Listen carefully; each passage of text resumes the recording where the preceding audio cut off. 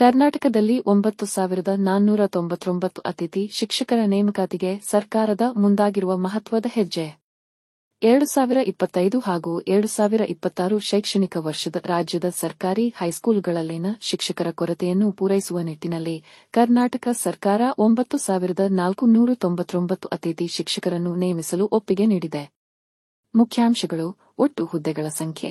ರಾಜ್ಯದ ವಿವಿಧ ತಾಲೂಕುಗಳ ಸರ್ಕಾರಿ ಹೈಸ್ಕೂಲ್ಗಳಿಗೆ ಒಟ್ಟು 9,499 ಅತಿಥಿ ಶಿಕ್ಷಕರ ಹುದ್ದೆಗಳನ್ನು ಅನುಮೋದಿಸಲಾಗಿದೆ. ಈ ಹುದ್ದೆಗಳಲ್ಲಿ ಗಣಿತ, ವಿಜ್ಞಾನ ಮತ್ತು ಇಂಗ್ಲಿಷ್ ವಿಷಯಗಳಿಗೆ ಆದ್ಯತೆ ನೀಡಲಾಗುತ್ತದೆ. ಆಯ್ಕೆ ವಿಧಾನ: ಅರ್ಹತಾ ಪ್ರಮಾಣಪತ್ರ ಮತ್ತು ಮೇಲ್ಮಟ್ಟದ ಶೈಕ್ಷಣಿಕ ಲಾಭಗಳನ್ನು ಆಧರಿಸಿ ಅಭ್ಯರ್ಥಿಗಳ ಆಯ್ಕೆ ನಡೆಯಲಿದೆ. ಪ್ರತಿ ಶಾಲೆಯ ಮುಖ್ಯೋಪಾಧ್ಯಾಯರು ಈ ನೇಮಕಾತಿಯನ್ನು ಸ್ಥಳೀಯ ಮಟ್ಟದಲ್ಲಿ ನಡೆಸಲಿದ್ದಾರೆ. ಗೌರವ ವೇತನ: ಆಯ್ಕೆಗೊಂಡ ಅತಿಥಿ ಶಿಕ್ಷಕರಿಗೆ ತಿಂಗಳಿಗೆ 12,500 ರೂಪಾಯಿಗಳಷ್ಟು ಗೌರವ ವೇತನ ನೀಡಲಾಗುತ್ತದೆ.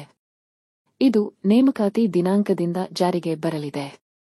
ಸೇವಾ ಅವಧಿ: ಈ ಹುದ್ದೆಗಳು ಮಾರ್ಚ್ 2026ರವರೆಗೆ ಅಥವಾ ಕಾಯಂ ನೇಮಕಾತಿ ಅಥವಾ ವರ್ಗಾವಣೆ ನಡೆಯುವವರೆಗೆ ಯಾವುದೂ ಮೊದಲು ಸಂಭವಿಸಿದರೆ ಅಷ್ಟರವರೆಗೆ ಮಾನ್ಯವಾಗಿರುತ್ತದೆ.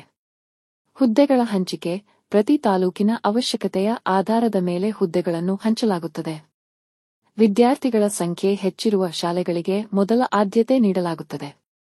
ವಿವರ ಸಲ್ಲಿಸುವ ಕೊನೆ ದಿನಾಂಕ: ಆಯ್ಕೆಗೊಂಡ ಅತಿಥಿ ಶಿಕ್ಷಕರು ತಮ್ಮ ವಿವರಗಳನ್ನು ಪಿಡಿಎಫ್ ರೂಪದಲ್ಲಿ 2025 ಜೂನ್ 20ರೊಳಗೆ ಡಿಸ್ಕ್ರಿಪ್ಷನ್ ಬಾಕ್ಸ್ ನಲ್ಲಿ ನೀಡಿದ ಮೇಲ್ ವಿಳಾಸಕ್ಕೆ ಕಳುಹಿಸಬೇಕು.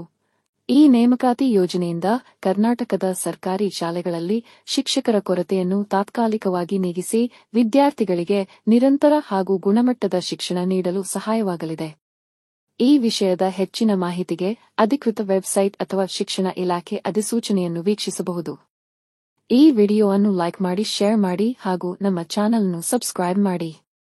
ಧನ್ಯವಾದಗಳು.